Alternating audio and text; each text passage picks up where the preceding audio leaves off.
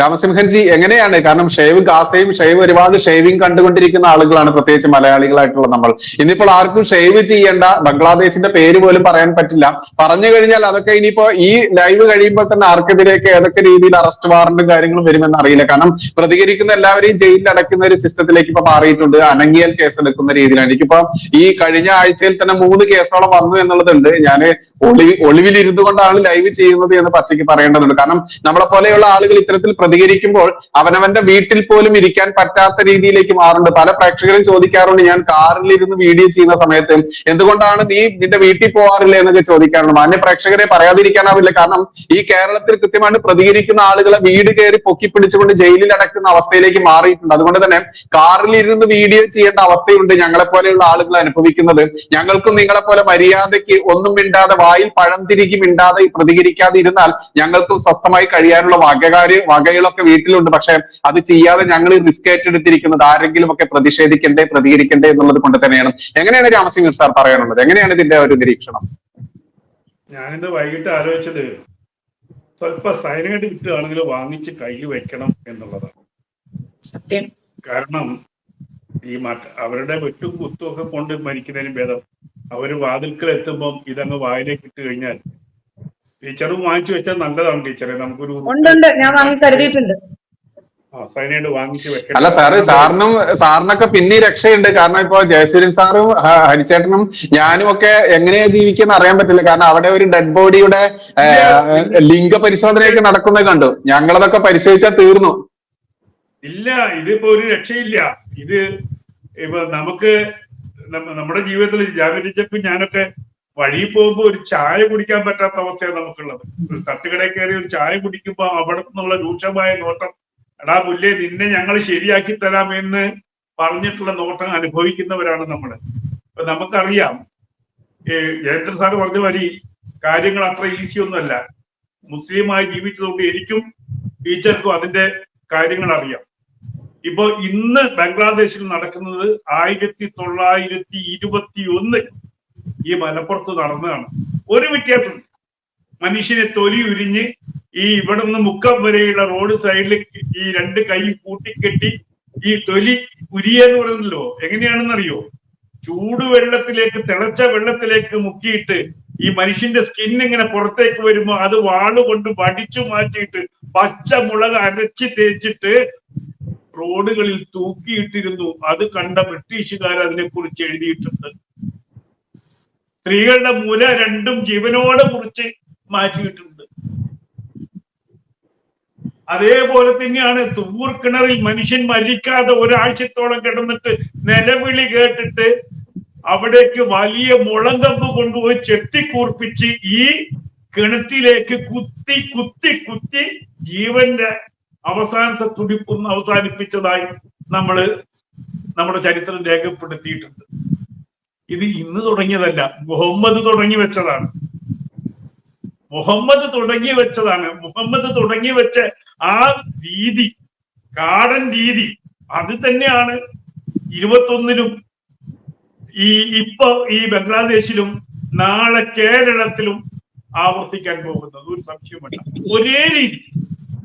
ഒരേ രീതി. കാരണം ആ രീതി അപ്പൊ ഉണ്ടാവുന്നതല്ല, അത് ലിഖിതമാണ്. എങ്ങനെ കൊല്ലണം, ഏത് രീതിയിൽ കൊല്ലണം, ഇതൊക്കെ നമ്മള് കണ്ടതാണ്. ഇപ്പൊ ISIS ഒരു കുഞ്ഞിനെ കൊണ്ടുപോയി, ആ കുഞ്ഞിനെ കൊണ്ട് 5 വയസ്സുള്ള, ഞാൻ ആ ഡോക്യുമെന്റ് കണ്ടിട്ടുണ്ട്, ആ കുഞ്ഞിനെ കൊണ്ട് പട്ടിയെ കൊല്ലിച്ച്, എല്ലാ ജീവികളെയും കൊല്ലിച്ചിട്ട് ആ കുട്ടിക്ക് കൊല്ലുക എന്നുള്ളത് ഹരമായി മാറുന്ന ഒരവസ്ഥ കണ്ടിട്ടുണ്ട്. സ്വന്തം അമ്മയെ പോലും കത്തിയെടുത്ത് കുത്താൻ വരുന്ന സീക്വൻസ് ഞാൻ കണ്ടിട്ടുണ്ട്. അപ്പോ ഈ മൃഗീയമായിട്ടുള്ള അവസ്ഥ അവന്റെ ഉള്ളില് അവന്റെ കിതാബ് സൃഷ്ടിച്ചിട്ടുണ്ട്. ആ കിതാബിന്റെ ബലത്തിലാണ് അവൻ ഇത് ചെയ്യുന്നത്. അവനെ സംബന്ധിച്ചോളം 72 മുലകൾ, ഇങ്ങനെ എഴുന്നേറ്റ് നിൽക്കുന്ന മുലകളാണ് അവന്റെ ലക്ഷ്യം. വേറെ ഒരു ലക്ഷ്യം അവനില്ല. ഇവിടെ നമ്മൾ കേരളത്തിലെ അവസ്ഥ, ഞങ്ങളിത് പറയാൻ തുടങ്ങിയിട്ട് കുറെ കാലമായി. നമ്മൾ മാത്രമേ ശത്രുക്കളായിട്ടു, ഒരു BJP നേതാവിനെയും ശത്രുക്കളാക്കിയിട്ടില്ല. കാരണം ഞാൻ തുടർന്ന് പറയാം, രാഷ്ട്രീയക്കാർക്ക് വേണ്ടത് പണമാണ്. ഇന്നിപ്പോ എന്താ NK പ്രേമചന്ദ്രന്റെ നിലപാടെന്താണ്? കോൺഗ്രസുകാരുടെ നിലപാടെന്താണ്? അവരുടെ നിലപാട് അങ്ങനെ നിൽക്കുന്നിടത്തോളം കാലം ഭാരതം വേറെ രീതിയിലേക്ക് മാറുന്നുണ്ടോ? ഈ മോദിജി അങ്ങോട്ട് ചിലപ്പോൾ നാളെ മറ്റന്നാൾ പോയി കഴിഞ്ഞാലുള്ള അവസ്ഥ ടീച്ചറെ നമ്മുടെയൊക്കെ അവസ്ഥ എന്തായിരിക്കും? ഞങ്ങളൊക്കെ ഈ ഇലക്ഷൻ കഴിഞ്ഞിട്ട് നമ്മളിങ്ങനെ പ്രാർത്ഥിക്കുകയായിരുന്നു, ഒരു ചെറിയ ഭൂരിപക്ഷത്തിനെങ്കിലും മോദിജി വന്നിട്ടില്ലെങ്കിൽ എനിക്കോ ജാമിദ ടീച്ചർക്കോ ബിജുവിനോ ഇവിടെ ജീവിക്കാൻ പറ്റില്ല എന്നുള്ള ഉറപ്പ് ഞങ്ങൾക്കുണ്ടായിരുന്നു. ഓരോ 5 വർഷവും എണ്ണിത്തള്ളുക ഞങ്ങള്. അവിടെ BJP-ക്കാർക്കൊന്നും BJP-ക്കാർ ഇപ്പൊ ഞങ്ങളൊക്കെ ഒറ്റപ്പെട്ട് പോയപ്പോഴും BJP-ക്കാരൊന്നും ഞങ്ങളുടെ കൂടെ നിന്നിട്ടില്ല. രാമസിംഹ നിന്നെ രക്ഷിക്കാൻ വേണ്ടി ഞങ്ങൾ ഇല്ല, അത് വരില്ല. ഞങ്ങൾക്കറിയാം മലബാറിൽ പണം ആരെടുത്താ ഉള്ളത്. രാമസിംഹനെ രക്ഷിക്കാൻ വന്നാൽ ഈ ഇവിടത്തെ നോളജ് സിറ്റിക്കാര് പെണുങ്ങില്ലേ ടീച്ചറെ? ഈ നോളജ് സിറ്റി ആരാണ് സംരക്ഷിക്കുന്നത്? ഇടതും വലതും സംരക്ഷിക്കുന്നുണ്ട്. ഇപ്പൊ നമുക്ക് ആശ്വസിക്കാൻ വേണ്ടി ശരി മോദിജി വന്നു, പക്ഷെ ഈ എങ്ങോട്ടാണ് ലോകം പോകുന്നതെന്ന് ചിന്തിക്കണം. ഭാരതം മാറുകയല്ലേ ചെയ്യുന്നത്, ഭാരതം അതിനൊപ്പം മാറുക ചെയ്യുന്നത്. ഒറ്റപ്പെട്ട ശബ്ദങ്ങൾ ഈ കേരളത്തിൽ തന്നെ വളരെ കുറച്ച് ഒറ്റപ്പെട്ട ശബ്ദങ്ങൾ ശബ്ദിക്കുമ്പോൾ ആ ശബ്ദങ്ങളോട് ചോദിക്കുന്നുണ്ട്, എന്നോട് ചോദിക്കുന്നത് നിനക്കൊക്കെ എന്തിന്റെ പ്രാന്താടാ ഇങ്ങനെ സംസാരിക്കാൻ? നീ എന്തിനാണ് ഇങ്ങനെ പോസ്റ്റ് ചെയ്യുന്നത്? നിനക്ക് മര്യാദ ജീവിച്ചൂടെ? ഇല്ലേ? അങ്ങനെയല്ലേ ടീച്ചറോട് ചോദിക്കുന്നത്? ടീച്ചറെ അങ്ങനെയല്ലേ ബിജുവിനോട് ചോദിക്കുന്നത്? നിനക്കൊക്കെ വേറെ പണിക്ക് പറ്റൂടെ? അങ്ങനെ തന്നെയാണ് ആരിഫ് ഹുസൈനോട് ചോദിക്കുന്നത്. ആരിഫ് ഹുസൈനെ ഇന്നലെ പരസ്യമായിട്ട് ഒരാൾ ഫോണിൽ വിളിച്ച് ചീത്ത പറയുന്നത്, നിന്നെ ശരിയാക്കും, നിന്റെ വീട് എവിടെയാടാ എന്ന് ചോദിക്കുന്നത് നമ്മൾ കേട്ടു.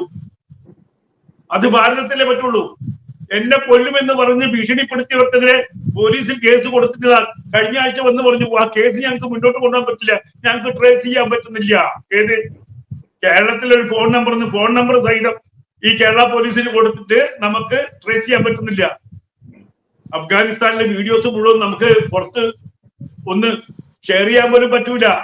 ഇന്ന് ഞാൻ കണ്ടു 4 നില ബിൽഡിങ്ങിന്റെ മുകളിൽ നിന്ന് സ്ത്രീകള് മാനഭംഗമായിരുന്നു താഴോട്ട് ചാടുന്നത് ഈ സീക്രട്ട് കണ്ടു. അവിടുന്ന് ഈ സമരത്തിന് മുമ്പിൽ നടന്ന ഒരു സ്ത്രീയുടെ കരച്ചിൽ നമ്മൾ കേട്ടു. സമരത്തിന് ഞാനുണ്ടായിരുന്നല്ലോ, പിന്നെ എന്തിനാണ് എന്നെ ഇല്ലേ നമ്മൾ കണ്ടുകൊണ്ടിരിക്കുകയാണ്. ഇപ്പോ ലണ്ടനിൽ എന്താ സംഭവിക്കുന്നത്? ലണ്ടനിൽ അവസാനം ലണ്ടനിലെ തെരുവീതികള് അള്ളാഹു അക്ബറിന്റെ വിളി കേട്ടോ? അള്ളാഹു അക്ബറിന്റെ വിളി ഇപ്പൊ 2-3 ദിവസമായിട്ട് പ്രബലമായിട്ട് കേൾക്കുന്നത് നാലേ തക്ബീർ എന്നാണ് കേൾക്കുന്നത് ലണ്ടനിൽ. ജർമ്മനിയിൽ പള്ളികൾ കുറെ പൊളിച്ചു, പക്ഷേ അവിടെ ശക്തമായി വേരോടിക്കഴിഞ്ഞാൽ ഒരു ഭരണകൂടത്തിന് പിടിച്ചു നിൽക്കാൻ പറ്റില്ല. ലണ്ടനിലെ ഭരണകൂടത്തിന് പിടിച്ചു നിൽക്കാൻ പറ്റാത്ത അവസ്ഥയായിട്ടുണ്ട്. അത് ഇന്ത്യയിലെ ഭരണകൂടത്തിനും സംഭവിക്കും. കാരണം അത്രമാത്രം വളം വെച്ചിട്ടുണ്ട് ഇവർക്ക്. ഇപ്പൊ കുറച്ച് സുഡാപ്പികളെ പിടിച്ച് ജയിലിട്ടു എന്നുള്ളത് കൊണ്ട് മാത്രം ഈ പ്രശ്നങ്ങൾ തീരുന്നില്ല. എന്താണ് ആദ്യം നിരോധിക്കേണ്ടത്? ഇന്ത്യ ഗവൺമെന്റ് മദ്രസകൾ നിരോധിക്കണം. പറ്റുമോ? മദ്രസകൾ നിരോധിച്ചാൽ ശരിയാ മാറ്റങ്ങൾ വരും. പറ്റുമോ? ഇല്ല. ഈ പറയുന്ന കൊല്ലാൻ പഠിപ്പിക്കുന്ന പുസ്തകത്തിലെ വാക്യങ്ങൾ നിരോധിക്കാൻ പറ്റുമോ? നമ്മൾ ജനാധിപത്യ രാജ്യത്താണ് ജീവിക്കുന്നത്. പക്ഷെ മതത്തിൻ്റെതായ സ്വാതന്ത്ര്യം കൊടുത്തിട്ടുണ്ട് ഭരണഘടനയിൽ. അത് തന്നെയാണ് നമ്മുടെ ശാപം. മതത്തിന്റെ പേരിൽ നമുക്ക് എന്തും ചെയ്യാം. അവിടെ കോടതികൾ മതത്തിന് കൂട്ടുനിൽക്കും. അങ്ങനെ ഒരു രാജ്യത്താണ് നമ്മൾ ജീവിക്കുന്നത്. ജനാധിപത്യം എന്ന് പറഞ്ഞു കഴിഞ്ഞ് ആ ജനാധിപത്യത്തിന്റെ ഒരിടെന്താണെന്ന് ഇപ്പൊ നമുക്ക് മനസ്സിലാകുന്നില്ലേ? എന്തുകൊണ്ടാണ് ഇപ്രാവശ്യം മോദിക്ക് സീറ്റ് കുറഞ്ഞത്? എന്താണ് വർക്കൗട്ട് ചെയ്തത്? ഈ ഇസ്ലാമിക് യൂണിറ്റി തന്നെയല്ലേ വർക്ക് ചെയ്തത്, അല്ലാതെ പറയാൻ പറ്റുമോ ടീച്ചറെ? അങ്ങനെയല്ലേ? അതെ. ഈ എല്ലാവരും കൂടിച്ചേർന്നു. അതിൽ കോൺഗ്രസ്സുകാർ ചെന്നു, ഒറ്റുകാരായിട്ട് കോൺഗ്രസും കൂടിച്ചേർന്നു, കമ്മ്യൂണിസ്റ്റുകാര് അവരും കൂടിച്ചേർന്നു. അതെല്ലാം കൂടിച്ചേർന്ന് കഴിഞ്ഞാൽ ആ വിവാദം ഇവരുടെ എനിക്ക് പലരെയും തുടിവൊക്കി നോക്കിയാലേ കൃത്യമായിട്ട് അറിയാൻ പറ്റും ടീച്ചറെ. എനിക്ക് സംശയം കേട്ടോ, പല ആൾക്കാരും അങ്ങോട്ട് പോയിട്ടുണ്ടോ, പേര് മാത്രമേ ഹിന്ദുവിൻ്റെതും ആയിട്ടുള്ളോ എന്നൊരു സംശയം തീരണമെന്നുണ്ടെങ്കിൽ ഇവരെയൊക്കെ തുണി പൊക്കി നോക്കണം നമ്മള്. അങ്ങനത്തെ അവസ്ഥയാണ് ഇന്ന് കാണുന്നത് നമ്മള്. പല കോൺഗ്രസ്സുകാരുടെയും നിലപാടുകൾ അങ്ങനെയാണ്. ഇപ്പൊ നമ്മള് ഉണ്ണിത്താൻ കാസർഗോഡത്ത് ഇപ്പൊ ഇതിങ്ങനെ മാച്ച് കളഞ്ഞൊരു ഗതി നമ്മൾ കണ്ടിട്ടുണ്ട്. കമ്മ്യൂണിസ്റ്റുകാർ പിന്നെ അവരുടെ കാലിന്റെ ഇടയിലാണ്. ഇത് ഇങ്ങനെ നമ്മൾ അവർക്ക് പണം വെച്ച് ഇനിയിപ്പോ നമ്മള് അവരെ ആ ന്യൂനപക്ഷ വോട്ട് കിട്ടിയാൽ മാത്രമേ മുന്നോട്ട് വരാൻ പറ്റൂ എന്നുള്ള നിലപാട് എല്ലാവരും എത്തുന്നു. കേരളത്തിൽ അങ്ങനെ തന്നെയാണുള്ളത്. എന്നോട് പലരും ചോദിച്ചു, നീ എന്തിനാ ഇത്ര ഒരു ഹിന്ദുവിസ്റ്റ് ആയിട്ട് വർക്ക് ചെയ്യുന്നത്? അതുകൊണ്ട് നിനക്കെന്താ അപ്പുറത്തുനിന്നൂടെ? എനിക്കും ജാമത ടീച്ചർക്കും വയലിന് പറയാൻ പോയിരുന്നെങ്കിൽ കോടിക്കണക്കിന് രൂപ സമ്പാദിക്കാൻ പറ്റുമായിരുന്നു. പറ്റില്ലേ? തീർച്ചയായിട്ടും. ഞങ്ങൾക്ക് വയല് പറയാൻ പോയിരുന്നെങ്കിൽ കോടിക്കണക്കിന് രൂപ കിട്ടുമായിരുന്നു. പക്ഷെ അതില്ലാതെ ഈ രാജ്യത്ത് ഈ നിലപാടുകളോട് നമ്മൾ മുന്നോട്ട് പോകുമ്പോ ഭയമുണ്ട് ഞങ്ങൾക്ക്. നാളെ അഫ്ഗാനിസ്ഥാൻ എന്റെ വീട്ടിലേക്ക് കയറി വരും എന്നുള്ളതിന് എനിക്ക് സംശയമൊന്നുമില്ല. മുല്ലപ്പാറ പെരിയാർ വീട് പൊട്ടണം. അപ്പൊ കൃത്യമായി രാജ്യത്തിന്റെ നടുക്കണ്ടങ്ങ് പോയി കഴിഞ്ഞാൽ പിന്നെ ഏത് കണ്ടമാ ബാക്കി ഉണ്ടാവുക എന്നുള്ള അറിയാലോ. ഞാൻ പറയുമ്പോ അതിനൊരു വർഗീയത കൊണ്ടുവന്ന് ചോദിച്ചു. ടിപ്പു സുൽത്താന്റെ ഓട്ടം നിന്നത് ആലുവാപ്പുഴയുടെ തീരത്താണ്. അതിൽ ഇന്ന് ഒരു സമൂഹം ഭയങ്കരമായിട്ട് ദുഃഖിക്കുന്നുണ്ട്. ടിപ്പു സുൽത്താൻ ആലുവാപ്പുഴ കടന്നിരുന്നെങ്കിൽ എന്താകുമായിരുന്നു എന്ന് ചിന്തിക്കുന്നതാണ് ഇപ്പൊ നമ്മുടെ ഏറ്റവും വലിയ. ടിപ്പു സുൽത്താൻ എവിടെയൊക്കെ ക്യാമ്പ് ചെയ്തിട്ടുണ്ടോ ആ ക്യാമ്പിലൊക്കെ എന്താണ് സംഭവിച്ചത് കൃത്യമായിട്ട് എല്ലാവർക്കും അറിയാം. അതിങ്ങോട്ട് കൂട്ടിയ മതി. ഇപ്പൊ നമ്മുടെ വലിയൊരു ദുരന്തമാണ് ഇപ്പൊ വയനാട്ടിൽ സംഭവിച്ചത്. ഇന്നലെ എനിക്ക് വല്ലാത്തൊരു സംശയം തോന്നി. ആ ദുരന്തം കൊത്തി എല്ലാവരുടെ മുഖയും ഫോക്കസ്ഡ് ആയിട്ട് കാണിച്ചു. പക്ഷെ ഇന്നലെ ഒരു ബസ്സിൽ പുറത്തു നിന്ന് ആൾക്കാരെ കയറ്റി വിടുമ്പോൾ കംപ്ലീറ്റ് ഔട്ട് ഓഫ് ഫോക്കസ് ആക്കിയിരിക്കുന്നു ചാനലുകൾ. ഉത്തർപ്രദേശിൽ നിന്ന് വന്നവരാണ് എന്ന് ഉത്തർപ്രദേശിൽ നിന്ന് വന്നവരുടെ മുഖം ഔട്ടാക്കേണ്ട കാര്യം എന്താണ്? എനിക്ക് കാരണം ഇവിടുത്തെ കുഞ്ഞു കുട്ടികളെ പരാതിയിൽ മരിച്ചു കൊണ്ടുവന്ന് ഒക്കെ ഫോക്കസ് ആയിട്ട് കഴിഞ്ഞ 10 ദിവസമായിട്ട് നമ്മൾ കണ്ടുകൊണ്ടിരിക്കുകയാണ്. പക്ഷെ ഇന്നലെ അവിടെ നിന്ന് ഒരു വണ്ടി ആൾക്കാർ പോകുമ്പോൾ അതൊരു കുഞ്ഞിന്റെ മുഖം പോലും കാണിക്കാൻ നമ്മുടെ മാധ്യമങ്ങൾ തയ്യാറായില്ല. എല്ലാം ഔട്ട് ഓഫ് ഫോക്കസിൽ. അതെന്തിനാണ്? എന്താണ് അങ്ങനെ ഔട്ടാക്കേണ്ട കാര്യം? അവിടെ അനധികൃതമായ ആരെങ്കിലും ഉണ്ടായിരുന്നോ ഫോക്കസ് ചെയ്യാൻ പറ്റാത്ത? നമുക്കിവിടെ കേരളത്തിൽ ഓരോ അവസ്ഥ. പെരുമ്പാവൂർ എന്താണ് അവസ്ഥ?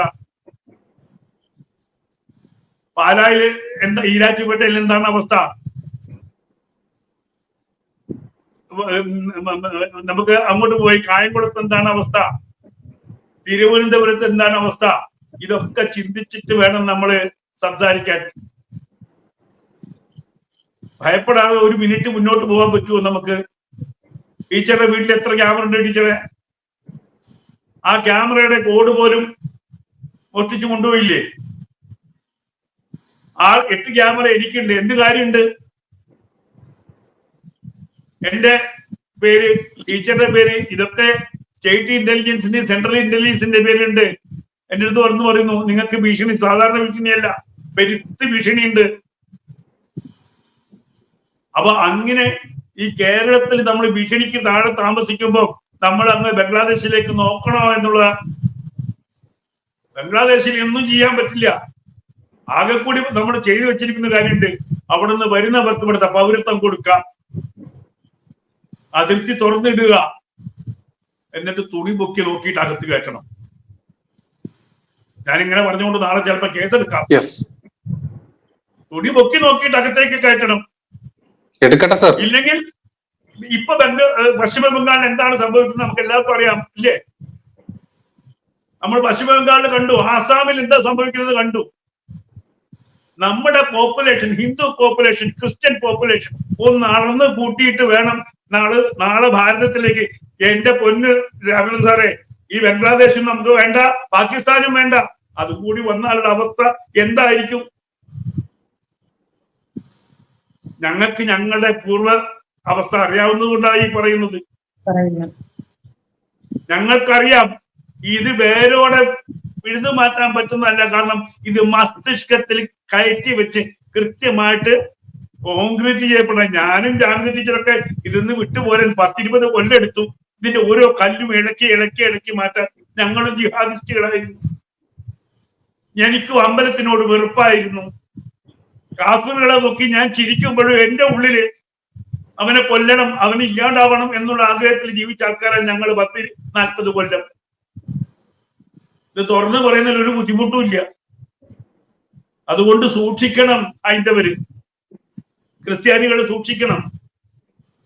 ഭാരതത്തിൽ ഇതൊന്നും നടക്കില്ല എന്ന് പറഞ്ഞാൽ ഞങ്ങൾ അംഗീകരിച്ചില്ല. ഭാരതത്തിൽ ഇതല്ല, ഇതിന്റെ അപ്പുറത്തും നടക്കും.